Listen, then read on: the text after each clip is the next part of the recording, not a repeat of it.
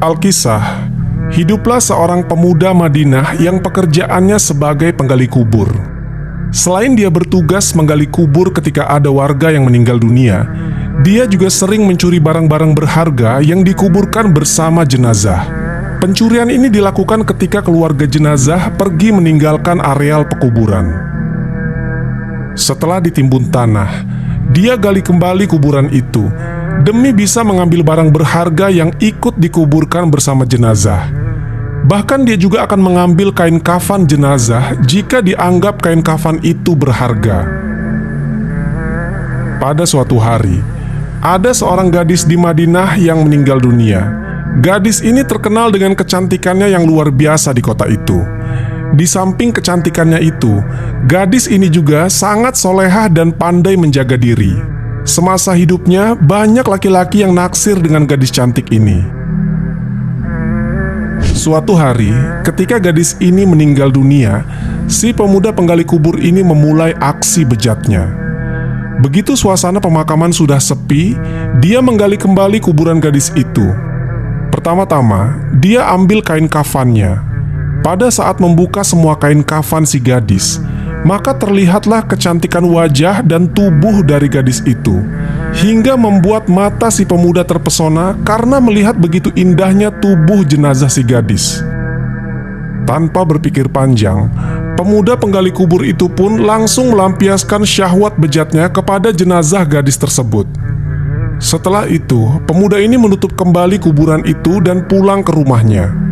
Namun setelah melakukan hal tersebut, dia merasakan seperti dikejar-kejar dosa, dan hal itu membuatnya sangat gelisah. Akhirnya pada suatu hari, pemuda ini berniat untuk menemui Rasulullah SAW di Madinah. Di sana dia ketemu dengan Umar bin Khattab. Setelah mengucapkan salam kepada Umar, dia kemudian bertanya dengan cemas dan hati-hati. Pemuda ini bilang, "Apa pendapatmu jika ada seseorang yang berzina?"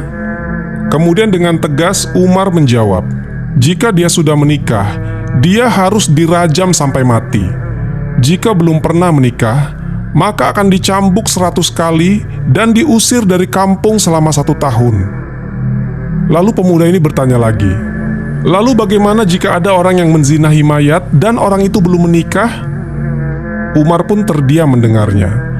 Bulu kuduknya berdiri mendengar pertanyaan pemuda itu. Maka Umar berkata, "Sungguh keterlaluan.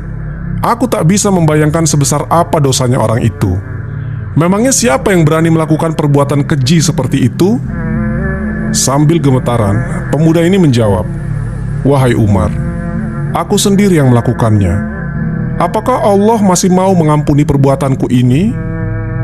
Tanpa berkata apapun, Umar langsung cepat-cepat berjalan masuk ke dalam masjid dan dia menangis.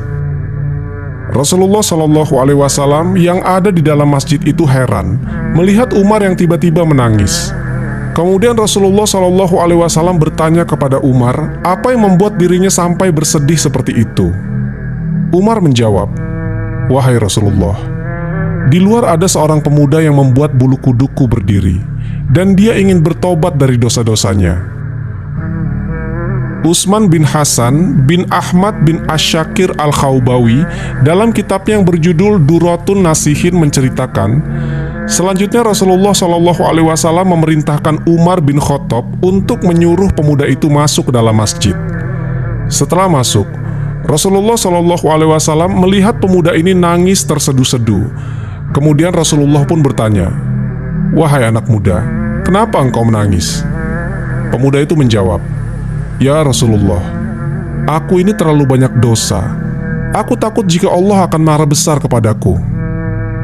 Rasulullah SAW bertanya, "Apakah engkau telah menyekutukan Allah? Atau engkau telah membunuh orang yang tidak bersalah?"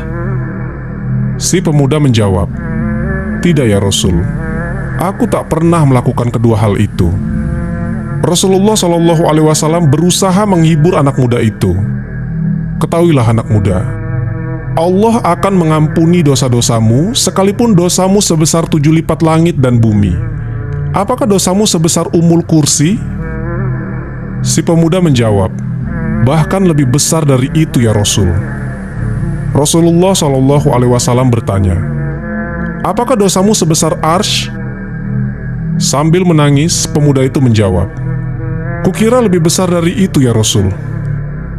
Rasulullah SAW bertanya, "Sebenarnya dosa apa yang kau lakukan? Coba katakan padaku." Pemuda itu menjawab, "Sungguh, aku malu untuk mengatakannya." Kemudian Rasulullah SAW berusaha membujuk pemuda ini. "Jika tidak kau katakan, maka dosa itu akan tetap membebani jiwamu." Pemuda itu terdiam, kepalanya hanya tertunduk melihat ke lantai masjid. Kemudian dia mulai memberanikan dirinya untuk mengatakan apa yang telah dia perbuat. Pemuda ini bercerita, "Aku telah 7 tahun bekerja sebagai penggali kubur. Suatu hari ada gadis yang meninggal dari kaum Ansor. Semasa hidupnya, dia adalah gadis yang sangat cantik. Secara diam-diam, kugali kuburannya dan kubuka kain kafannya. Awalnya aku hanya berniat mengambil kain kafannya saja, tapi kemudian aku tak bisa menahan syahwatku. Maka kulampiaskan syahwatku itu dengan menzinahi jenazah gadis itu sampai puas. Setelah itu kutinggalkan mayat itu begitu saja. Kemudian baru beberapa langkah aku mau meninggalkan kuburan itu. Tiba-tiba mayat itu bangkit lagi dan berkata padaku, 'Sungguh celaka engkau wahai pemuda. Apakah kau tak malu kepada Tuhan yang kelak akan membalasmu di hari kiamat? Pada saat semua orang dituntut balas, engkau membiarkan aku dalam keadaan telanjang dan berhadas besar di hadapan Tuhanku.'" Mendengar pengakuan dari pemuda ini, Rasulullah SAW menjadi sangat marah, dan seketika itu langsung berdiri dan berkata, "Wahai pemuda fasik, tempatmu memanglah pantas di neraka. Keluarlah dari tempat ini." Si pemuda pun keluar dari masjid itu dengan lemas dan hati yang hancur. Tak ada baginya untuk mendapatkan pengampunan dari dosa-dosanya itu. Sebenarnya, saat itu dia betul-betul ingin bertobat kepada Allah Subhanahu wa Ta'ala. Dia pun kemudian melangkahkan kakinya tanpa tahu arah dan tujuannya. Saat itu, Rasulullah SAW ingin mendengar petunjuk langsung dari Allah Subhanahu wa Ta'ala tentang peristiwa yang baru saja beliau dengarkan. Di sisi lain, pemuda itu pun pergi menyendiri dalam sebuah gua di gunung. Di gua itu dia terus menangis meminta ampunan kepada Allah Subhanahu wa Ta'ala. Dia pun bersumpah tidak akan keluar dari gua itu sebelum Allah memaafkannya dan menyampaikan ampunannya itu lewat Rasulullah SAW. 40 hari kemudian, tubuh dan wajah pemuda itu berubah drastis. Selama di dalam gua, dia hanya bertahan hidup dengan makanan yang dia temukan di dalam gua itu. Dia terus berdoa, "Oh Tuhannya Nabi Muhammad, Tuhan dari Nabi Adam dan Hawa, jika aku telah Engkau ampuni, maka sampaikanlah kepada Nabi Muhammad dan para sahabatnya. Tapi jika saja tobatku ini Engkau tolak, maka bakarlah aku di dunia dan bebaskan aku dari siksa di akhirat. Sungguh, aku tak akan sanggup menerima siksamu di akhirat kelak." Tak lama dari itu, Allah Subhanahu wa Ta'ala mengutus malaikat Jibril untuk menemui Rasulullah SAW. Kemudian malaikat Jibril bertanya, "Wahai Rasulullah, Allah menitipkan salam kepadamu, dan Allah bertanya, apakah engkau yang menciptakan makhluk?" Rasulullah SAW menjawab, "Allah Subhanahu wa Ta'ala lah yang menciptakan aku dan semua makhluk."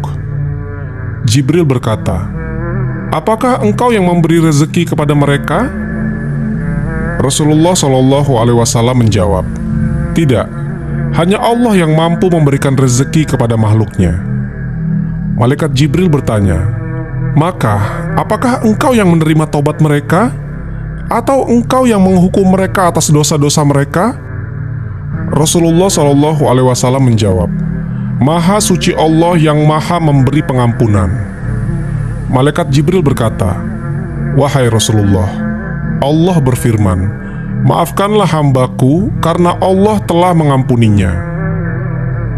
Kemudian Rasulullah SAW memanggil pemuda itu dan memberitahu kepadanya bahwasanya Allah Subhanahu wa Ta'ala telah mengampuni dosanya dan telah menerima tobatnya. Tak lama dari itu, pemuda ini pun meninggal dunia. Dan juga orang-orang yang apabila mengerjakan perbuatan keji atau menganiaya diri sendiri, mereka ingat akan Allah, lalu memohon ampun terhadap dosa-dosa mereka. Dan siapa lagi yang dapat mengampuni dosa selain daripada Allah? Dan mereka tidak meneruskan perbuatan kejinya itu, sedang mereka mengetahui. Al-Quran Surat Ali Imran ayat ke-135. Wallahu a'lam bishawab. Semoga kisah ini bermanfaat. Lebih dan kurangnya mohon dimaafkan. Yang benar datangnya dari Allah Subhanahu wa Ta'ala. Khilaf atau keliru itu datangnya dari saya pribadi sebagai manusia biasa. Sampai ketemu di kisah-kisah seru yang penuh makna selanjutnya. Saya akhiri. Wassalamualaikum warahmatullahi wabarakatuh.